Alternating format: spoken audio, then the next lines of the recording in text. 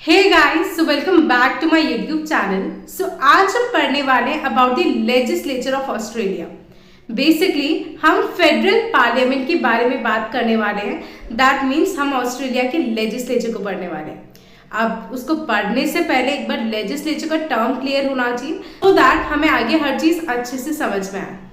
सो हम सबसे पहले लेजिस्लेचर का टर्म क्लियर करते हैं। Legislature means law making body, एक ऐसी बॉडी, एक ऐसा इंस्टीट्यूशन जो कि लॉज बनाता है, कानून बनाता है, उसे हम बोलते हैं लेजिस्लेचर। एंड आज हम किसके लेजिस्लेचर के बारे में पढ़ने वाले हैं? About the legislature of Australia.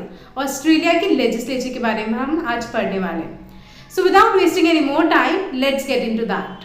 सो जैसे कि मैंने आपको बोला था कि आज हम ऑस्ट्रेलिया के लेजिस्लेचर के बारे में पढ़ने वाले हैं। दैट मीन्स हम आज फेडरल पार्लियामेंट के बारे में पढ़ने वाले हैं, जो कि है ऑस्ट्रेलिया की लेजिस्लेचर। तो वो चीज़ अब हम स्टार्ट करते हैं।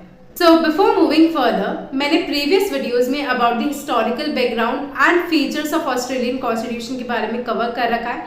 सो अगर आपने पहले तो वो वीडियोस नहीं देखी है तो जाइए और पहले वो वीडियोस देखिए। रीजन बीइंग कि अगर आप किसी भी कंट्री के लेजिस्लेचर के बारे में पढ़ रहे हैं तो आपको जो है उसकी कॉन्स्टिट्यूशन के बारे में क्लैरिटी होनी चाहिए, उसके फीचर्स के बारे में क्लैरिटी होनी चाहिए। Then only you can read about the legislature of that particular country. So just for the conceptual clarity, first go through with those videos, then you can continue this video. Okay? वैसे आप इस video से भी continue कर सकते हैं, but आपको basic concepts पता होने चाहिए, बेसिक फीचर्स पता होने चाहिए ऑस्ट्रेलियन कॉन्स्टिट्यूशन के। ओके, सो अब हम पढ़ते हैं about the federal parliament which is the legislature of Australian constitution. Okay, so हम इसके बारे में पढ़ने से पहले हम थोड़ी सी ऑस्ट्रेलिया की हिस्ट्री देख लेते हैं कि जो ऑस्ट्रेलिया था ना, वो पहले 6 ब्रिटिश कॉलोनीज में डिवाइडेड था। दैट मीन्स 6 स्टेट्स थे जो कि ब्रिटिश कॉलोनीज थी। ठीक है, मतलब ब्रिटिशर्स ने उन पर कंट्रोल कर रखा था, तो वो 6 ब्रिटिश कॉलोनीज में डिवाइडेड था। हर एक स्टेट की अपनी अपनी पार्लियामेंट है। दैट मीन्स जो 6 स्टेट पार्लियामेंट्स है वो अपनी इंस्पिरेशन कहाँ से ड्रॉ करती है या वो किस पे मॉडल है, तो वो है ब्रिटिश हाउस ऑफ कॉमन्स के ऊपर मॉडल है। दैट मीन्स ब्रिटेन की लेजिस्लेचर का एक हाउस है, that is the house of Commons, उसके ऊपर मॉडल है या उससे इंस्पिरेशन ड्रॉ करती है the state parliaments of Australia. कि ऑस्ट्रेलिया की जो 6 स्टेट्स है उनकी जो पार्लियामेंट्स है वो कहाँ से इंस्पिरेशन ड्रॉ करती है, तो हमने क्या बोला, वो ब्रिटेन के हाउस ऑफ कॉमन्स से इंस्पिरेशन ड्रॉ करती है या उन पे मॉडल्ड है। Now talking about the Australian parliament, मतलब जो कंप्लीट ऑस्ट्रेलिया है उसकी जो पार्लियामेंट है वो किस पे मॉडल है या किस पे बेस्ड है, तो वो स्टेट पार्लियामेंट्स के ऊपर बेस्ड है। स्टेट पार्लियामेंट है ब्रिटिश हाउस ऑफ कॉमन्स पे और ऑस्ट्रेलियन पार्लियामेंट है स्टेट पार्लियामेंट के ऊपर बेस्ड। ठीक है, बट ऐसा नहीं है कि एज इट इज जो स्टेट पार्लियामेंट में फीचर्स है या जो उनकी चीजें हैं, पावर्स है, फंक्शंस है, उसको एज इट इज कॉपी कर लिया। No, nothing is like that. But जो भी मॉडिफिकेशंस की रिक्वायरमेंट थी, जो भी चेंजेस की रिक्वायरमेंट थी, वो सब चीजें करी गई है इन द ऑस्ट्रेलियन पार्लियामेंट। ठीक है, सो अब जो ये फेडरल पार्लियामेंट है वो किससे कंसिस्ट करती है वो चीज हम देख लेते हैं। सो ये जो फेडरल पार्लियामेंट है ऑस्ट्रेलिया की वो कंसिस्ट करती है क्राउन से, सीनेट से and the house of representative से। Senate which is the upper house and the house of representatives which is the lower house. तो ये इन 3 चीज से मिलके जो है कंसिस्ट करती है। और ये पहले कहाँ पे लोकेटेड थी? ये पहले मेलबोर्न में लोकेटेड थी फ्रॉम 1901 अंटिल 1927। उसके बाद इसको ट्रांसफर कर दिया गया टू कैनबेरा, जो कि है नेशनल कैपिटल। अब यहाँ ऑस्ट्रेलिया के जो गवर्नर जनरल है वो पार्लियामेंट में क्या क्या फंक्शंस परफॉर्म करते हैं, तो वो चीज़ अब हम देखते हैं। तो यहाँ के जो गवर्नर जनरल है वो समन करते हैं, प्रोरोग करते हैं एंड डिसॉल्व करते हैं। दैट मीन्स पहले इन तीनों का मीनिंग समझ लेते हैं। समन करना मतलब टू कॉल या to call back. That means किसी भी हाउस को मीटिंग्स के लिए बुलवाना। That is the meaning of summon. मतलब एक नोटिस भेजना कि दैट पर्टिकुलर मीटिंग होने वाली है तो उसके लिए एक नोटिस भेजना, उसे हम बोलते हैं समन करना। तो ये फर्स्ट फंक्शन हुआ ऑफ द गवर्नर जनरल। ठीक है, सेकेंड फंक्शन प्रोरोग करना, मतलब कोई भी सेशन चल रहा है उसको डिसकंटिन्यू कर देना, खत्म नहीं करना, डिसकंटिन्यू कर देना, तो that is the meaning of prorogue. And dissolve कर देना, मतलब जो रूलिंग पार्टी है अगर उसे वोट ऑफ कॉन्फिडेंस नहीं मिलता है तो उस हाउस को डिसॉल्व कर दिया जाएगा। ठीक है, मतलब खत्म कर दिया जाएगा, वो एंड हो गया, मतलब एंड कर देना, basically that is the meaning of dissolve. ठीक है, and one more function is there of the governor general. एक तो हो गया समन करना, प्रोरोग करना एंड डिसॉल्व करना, और उसके अलावा एक और फंक्शन है विच इज अपना असेंट देना। जो भी बिल्स पास करेगी पार्लियामेंट उस पे अपना असेंट देना, अपनी हाँ या ना देना। तो that is the main function, उस पे अपना असेंट देना, दैट मीन्स अपनी हाँ या ना करना। उस फेडरल पार्लियामेंट बिल्स पास करेगी उस पे अपनी असेंट देना, दैट मीन्स हाँ या ना देना, दैट मीन्स हाँ है या ना है उस पर्टिकुलर बिल के लिए। तो उसका असेंट देना किसका काम है? गवर्नर जनरल का काम है। ठीक है, अब ये जो ऑस्ट्रेलियन पार्लियामेंट है या ये जो फेडरल पार्लियामेंट है वो पूरे साल में जो है एक बार मिलती है। अब ये जो फेडरल पार्लियामेंट है ऑस्ट्रेलिया की वो साल में एक बार मिलती है, सो दैट कि जो लास्ट मीटिंग है सेशन की एंड जो फर्स्ट मीटिंग होगी नेक्स्ट सेशन की उसके बीच में जो गैप है वो लेस देन 12 मंथ्स रहे, इस वजह से वो साल में एक बार मिलती है। तो ये तो हमने देखा अबाउट दी फेडरल पार्लियामेंट कि हमने बोला कि ये पार्लियामेंट किस किस से कंसिस्ट करती है वो चीज़। फिर उसके बाद हमने गवर्नर जनरल के कुछ फंक्शंस देखे एंड ये साल में कितनी बार मिलती है वो चीज़ हमने देखी।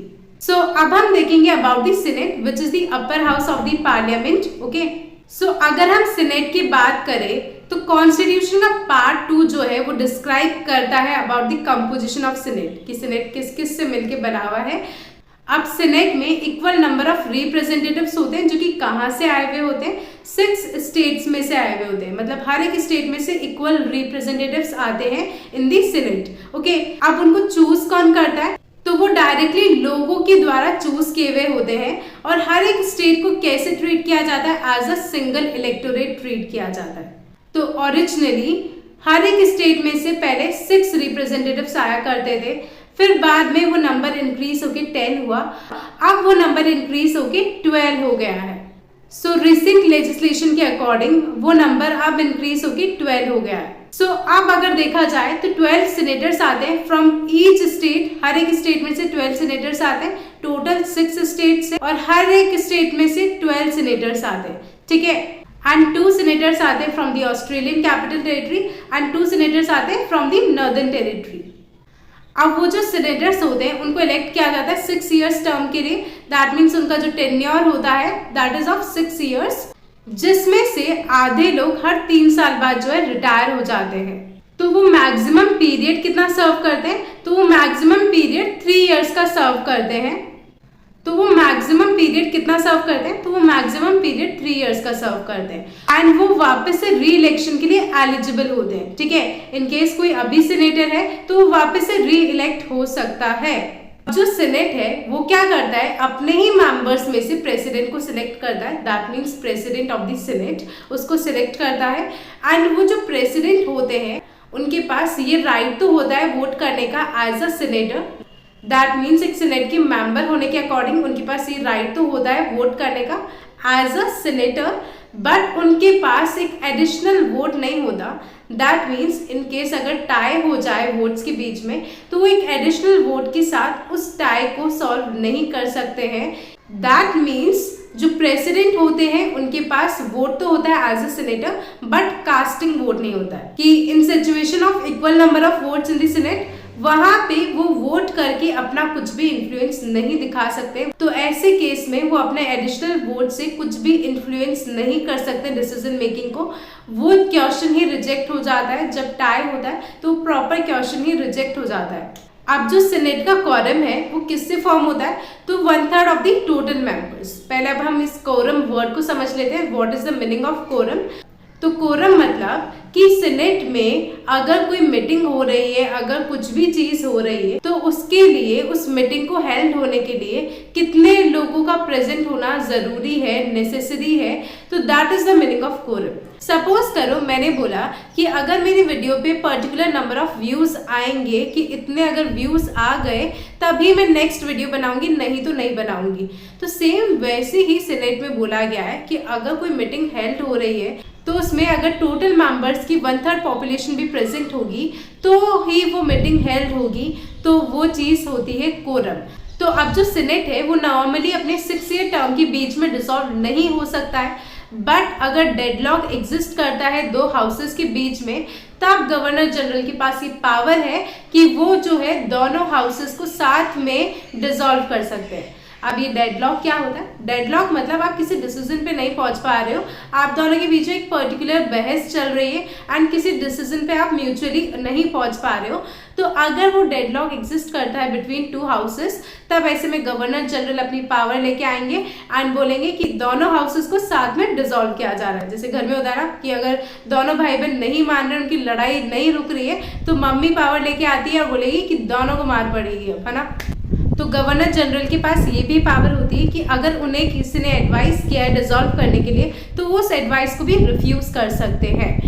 तो अब एक और सिचुएशन देखते हैं। तो सपोज करो सीनेटर की पोजीशन वेकेंट हो जाती है before the expiration of his term. तब ऐसे में जिस भी स्टेट के लिए वो सीनेटर चूज करा गया था, वहां के जो हाउसेस ऑफ पार्लियामेंट होंगे वो साथ में बैठेंगे और वोट करेंगे एंड एक ऐसे पर्सन को चूज करेंगे जो उस वैकेंसी को फिल कर सकता है जब तक उस टर्म का एक्सपायरेशन ना हो जाए या फिर इलेक्शन ना हो जाए। उस टाइम तक के लिए कौन उस वैकेंसी को फिल करेगा, वो पर्सन कौन चूज करेंगे? The houses of the parliament of the state. But जब ये सीट वेकेंट हुई, तब अगर स्टेट पार्लियामेंट सेशन में नहीं है, तो तब क्या होगा? तो तब जो स्टेट के गवर्नर है with the advice of executive council, वो क्या कर सकते हैं? किसी पर्सन को अपॉइंट कर सकते हैं कि वो उस ऑफिस को होल्ड करे। कब तक? तो जब भी नेक्स्ट सेशन बिगिन होगा उसके बाद के 14 डेज तक उसे ऑफिस होल्ड करना है, या फिर जब तक नेक्स्ट सक्सेसर इलेक्ट नहीं हो जाता तब तक उसे ऑफिस होल्ड करना है। तो हम कह सकते हैं कि बाय इलेक्शन में लोग नहीं वोट कर रहे, स्टेट पार्लियामेंट होगी जो कि वैकेंसी फिल करेगी। अब ये बाय इलेक्शन क्या होता है? बाय इलेक्शन एक ऐसे इलेक्शंस होते हैं जो कि केवल एक पर्सन के लिए इलेक्शंस हो रहे हैं।